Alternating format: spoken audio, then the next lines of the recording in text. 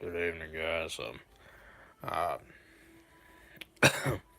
gonna do this very long, but I'll just do it briefly for a few minutes. But um, but um, every time I try to get to where I can do it, this morning or this afternoon, something would come to where I couldn't do it. But so far, I have the opportunity to briefly discuss the very serious threat for very serious threat for strong to severe storms tomorrow night and early Tuesday morning, basically election day.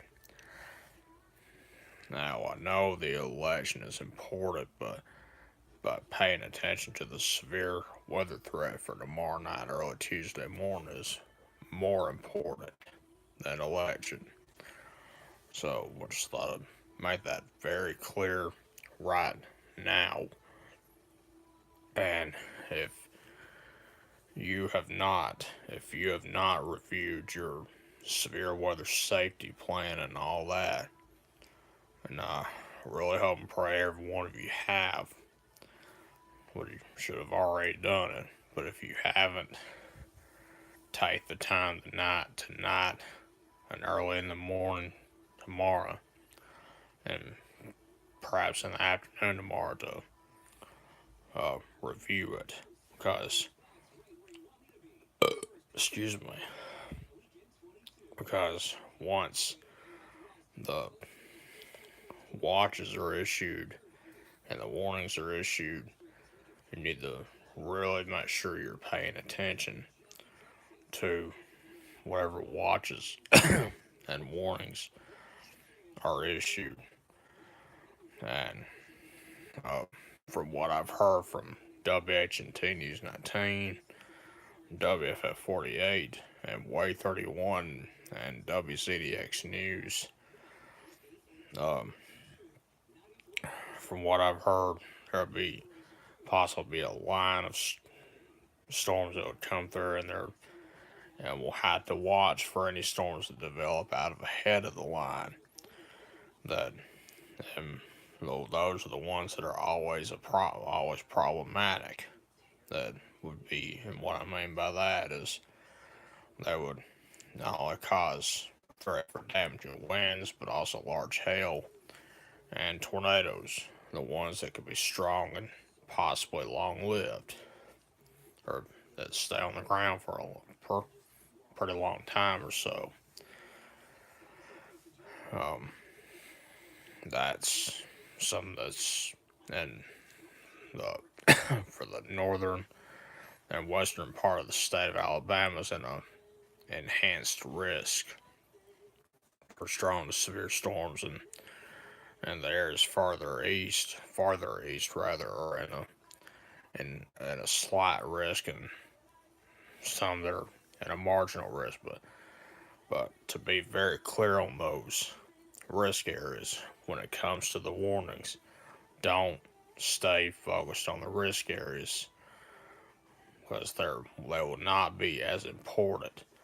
The warnings will be what you'll need to pay more attention to than the risk areas.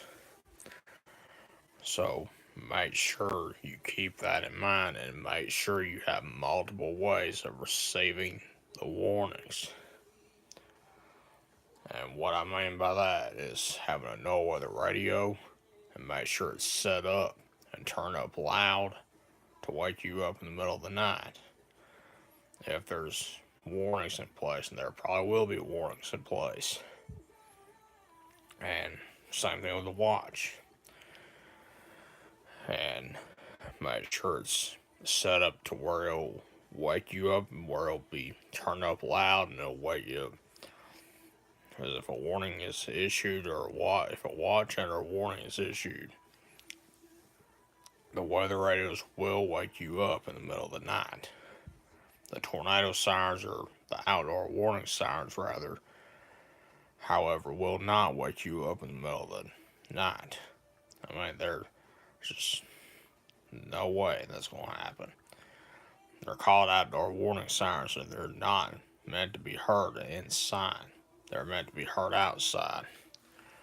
And plus, there could be things that could interfere you from hearing them go off, such as the just a number of things. So keep that in mind right now. I mean, the sirens should be the last resort to rely on or depend on for any warnings that are required to be issued tomorrow night and early Tuesday morning.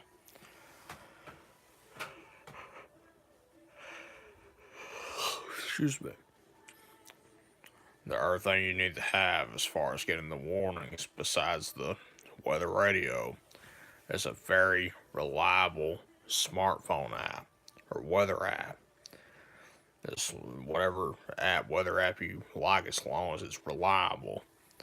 And for the Huntsville stations,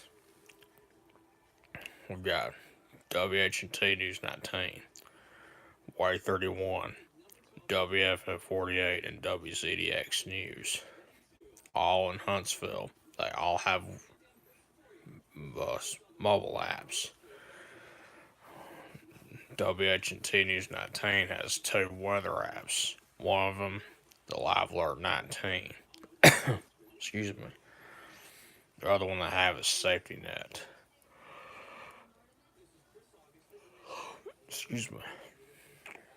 And the other app they have is just the regular news app. You find out weather information on that also. WFF 48, they have a weather app and a news app. And they'll let you know if you're in the warning or not. And Y31 has a news app and weather app. And WCDX News also has a news app and a weather app. But when you download them on your phone, which I really hope and pray you've got them on your phone and on your tablet also, make sure you have them set for your current location where it'll follow you around. That way, excuse me, and I promise you I'm not sick. Make sure you have them where it'll follow you around. That way, when and if there are warnings issued tomorrow night, early Tuesday morning, it will wake you up and alert you of it. And make sure you know if you're in that warning or not. It's not going to warn for the whole county, unlike the sirens and the weather radios. The weather apps will only let you know if your location is in that warning or not. And if you're not in the warning, you don't have to do anything except to stay tuned for more information. But if your location is in that warning polygon, number one, excuse me, number one, don't panic. Say a prayer and make sure you know where your safe place is. And the two worst places to be is a mobile home of any kind and a vehicle. You cannot be in either one of them. If you're in one of those and a warning is issued for your location, you have to get out of them and get to a more substantial shelter. And if that's not available, you need to get into a ditch. And when you're in a site-built structure, that's where you should be. And in that site-built structure, whether it's your home, your business, church, whatever it is, it's a site-built structure. If it has a basement or storm shelter or safe room, or if there's a storm shelter or basement or safe room nearby, that's where you should go. That's the best place. And if none of that is available, the simple rule is a small room on the lowest floor near the center and away from windows. That small room would be a bathroom, a cooler, closet, or hallway. Again, that would be on the lowest floor near the center and away from all windows and doors. And put as many walls between you and the outside as possible. And excuse me, wherever your safe place, your tornado safe place is. Excuse me. Wherever your tornado safe place is, everybody needs to have helmets. Not just for the kids, but for an adult. That goes for everybody. And if you don't have helmets, have blankets, pillows, mattresses, anything that's hard and not metal or electrical, cover your head and your back. You gotta cover your head and your neck and your back. That way, if there's any debris being flown around, you won't get hurt or killed. Not saying that to scare anybody, but this is serious bit. This is serious business. And have hearts or shoes on. That way, if you end up walking through a tornado debris field, if there's damage, you won't risk your feet getting cut. Basically, because whatever's in that debris field, it could hurt your feet really easily. It could be glass, nails,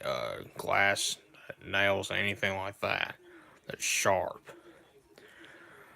And it's not fun at all, I'm telling you. Don't know what it's like. I don't want to know what it's like, honestly. But that's something you need to keep in mind of. And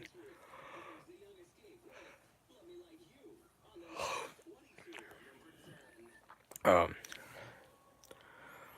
and if and don't come out of your safe place until you get the complete all clear. And once you get the complete all clear, then then you can come out of your safe place. But once the warning is issued, do not ignore the warning. Once the warning is issued, and you're for sure it includes your location, don't ignore it. Get to your safe place immediately. And excuse me. And as long as you're prepared, and as far as another way of getting the warnings, is the wireless emergency alerts.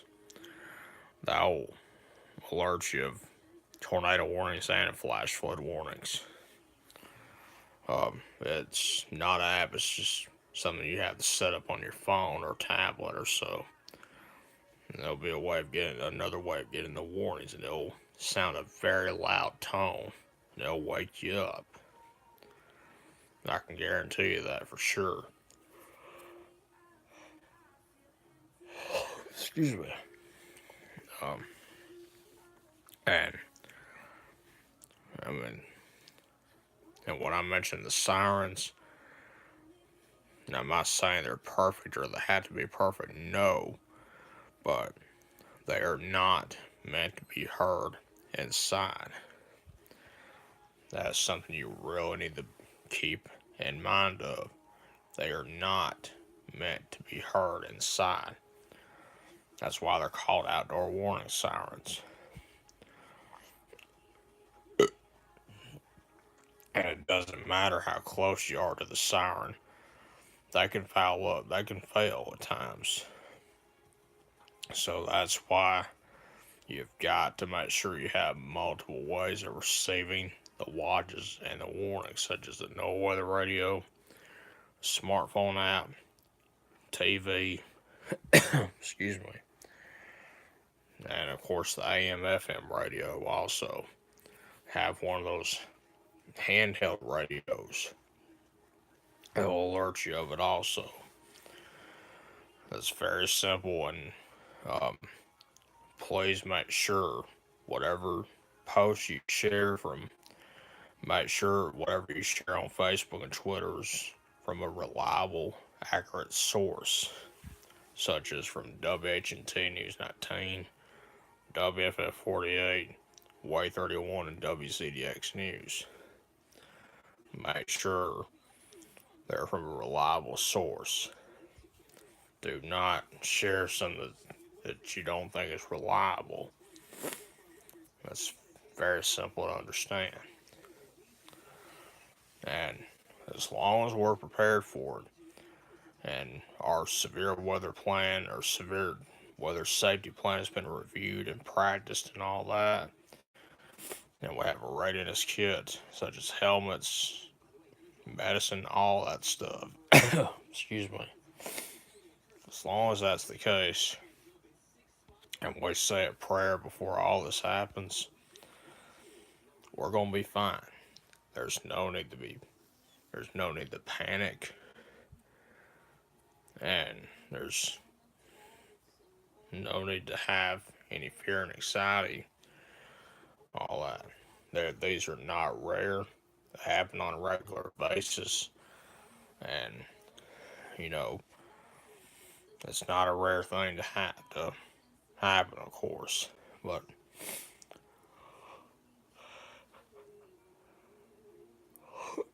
I don't know if anyone has asked me about. Um, hold on just a minute. Okay. All right. So far, I don't know if anyone's asked me about it being like April 27, 2011. And the very simple answer to that is no, but it doesn't have to be an April 27th event to be something probably you may or may not forget. But to be clear on this, excuse me, all it takes is one tornado or hail or damaging wind event. Only takes one out of the whole state coming down your street in your neighborhood, and if one of those events comes down your street in down your street and your neighborhood, then that's your April 27th.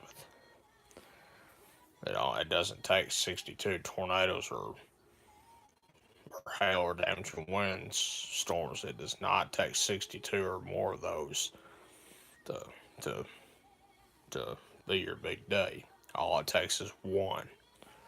So when it comes to these, we have to be prepared no matter what. I promise you, when I say this, and with James Spann and them at the stations at Birmingham, and Jason Simpson and them at the stations in Huntsville, when they're saying all that, they're not saying it to scare anybody. We're not. And when I say all this, I'm not saying it to scare anybody. We're not doing that. We're not doing it to scare you. We're doing it to get you prepared and help you out with getting prepared for it. And I've been hearing stuff where it might be an outbreak, and some saying that it won't be an outbreak. But the bottom line is, no matter what, we have to be prepared. And it doesn't matter what kind of tornado it is or the category of it. That does not matter. Every tornado or damaging wind and hail threat, all of them are dangerous, and we have to take them seriously. That is very simple to understand. And like I said, as long as we're prepared, we have our plan ready and know where we're going to go and what we're going to do. I mean, as long as we know what to do, as long as we know where to go, and we have multiple ways of receiving the watches and warnings, and having a readiness kit, and knowing where we are on the map, our county, and all that. As long as we're prepared, as long as we're prepared for it, we're going to be just fine. No need to panic or be scared.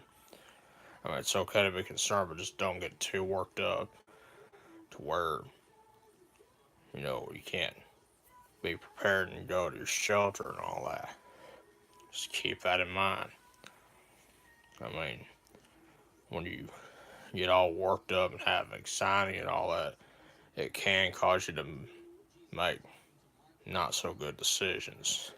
So keep that in mind right now. I'm gonna go ahead and end this video. I'll do another one in the morning. I'll be doing multiple videos discussing it.